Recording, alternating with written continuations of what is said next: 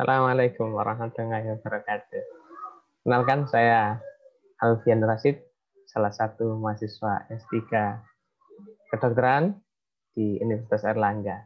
Izinkan saya untuk menyampaikan sedikit tentang filsafat ilmu. Ini adalah bagian dari tugas pembelajaran tentang filsafat ilmu. Mengapa mahasiswa S3 wajib belajar filsafat ilmu? Disebutkan bahwa pilar filsafat ilmu sangat dibutuhkan dalam membangun pola pikir mahasiswa S3 untuk menemukan keilmuan yang baru. Penting adalah unsur keterbaruan dalam penemuan ilmu yang dilakukan oleh mahasiswa S3 tersebut. Calon dokter diharapkan menemukan ilmu yang mendasar. Itulah yang membedakan seorang dokter dengan bukan dokter. Apa yang dicari adalah kembali kepada kekuatan akal. Back to the basic.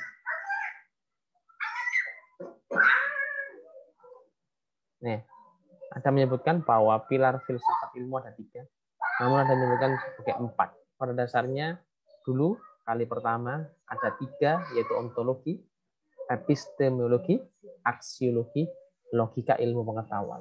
Mari kita simak. Pada saat ini, kita berada pada masa pandemi. Kita mempelajari tentang peran filsafat ilmu dalam menemukan solusi pandemi COVID-19. Kita tidak boleh berhenti. COVID masih menjadi pandemi, lebih dari setahun mencarikan solusi. Termasuk belajar online, ini adalah salah satu solusi pembelajaran dalam menghadapi pandemi COVID. Tidak boleh berhenti. Ilmu terus harus dikembangkan, pengetahuan harus terus dipelajari. Kita tidak boleh menyerah dengan adanya COVID ini. Kembali bahwa mahasiswa S3 wajib belajar filsafat ilmu. Yang pertama adalah ontologi, mempelajari hakikat sesuatu yang sudah ada. Ini kita lihat, ini adalah virus COVID, SARS-CoV-2, ya, SARS-CoV-2 yang menyebabkan penyakit COVID. Pertanyaannya adalah, apa ya hakikat sesuatu itu?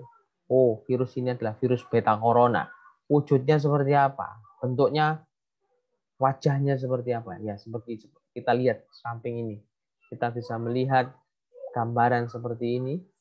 Ya, ini wujud dari virus tersebut. Unsurnya apa? Mengandung RNA, mengandung komponen apa? Ya, itu kita pelajari. Itu ontologi.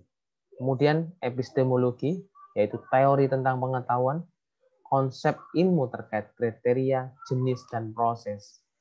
Nah, bagaimana kita mendapatkan ilmu tersebut?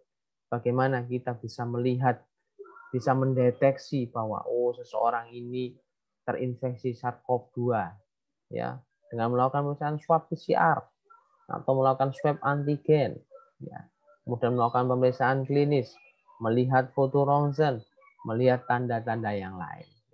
Kemudian bagaimana melihat validitas ilmu tersebut? Apakah valid menggunakan rapid untuk mendeteksi SARS-CoV-2? Ya. Kemudian cara mengetahui kebenaran ilmu. Apakah benar ini swabnya ini? Jangan swabnya ini bohong-bohongan. Sebenarnya di ujung dari swabnya itu sudah mengandung virus. Jadi waktu di swab atau tidak di swab, hasilnya pasti positif. Nah, kita perlu apakah benar ilmu tersebut. Ya. Kemudian masuk ke aksiologi. Fokus pada kaidah manfaat yang diperhatikan dalam penerapan ilmu, dalam praktek sehari-hari, dinilai dari moral dan etik. Ya, pertanyaan sering muncul adalah, untuk apa ilmu dipergunakan?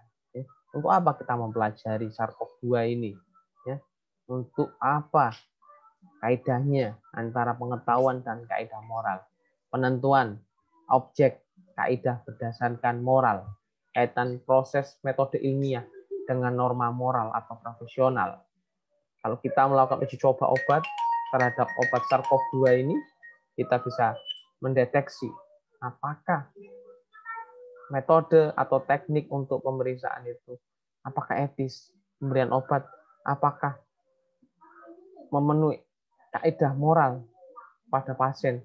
Obat-obatan atau vaksin diberikan masih dalam penelitian, kemudian diberikan kepada orang-orang yang sifatnya itu masih diteliti. Nah, apakah itu masuk dalam kajian etik ataupun moral? saking pentingnya filosofi, para filosof dan para ahli dunia membuat Hari Filosofi Dunia yang diperingati pada 19 November. Nah, oke, terakhir ini dari saya, semoga bermanfaat. Kita dapat belajar menjadi dokter, kita manfaatkan ilmu yang kita pelajari ini untuk bisa membantu mengatasi pandemi yang sedang terjadi, yang menimpa kita semua.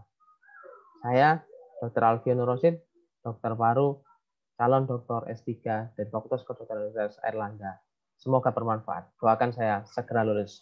Jangan lupa like, subscribe, dan share serta komen terhadap video saya ini. Bila itu saya. Assalamualaikum warahmatullahi wabarakatuh.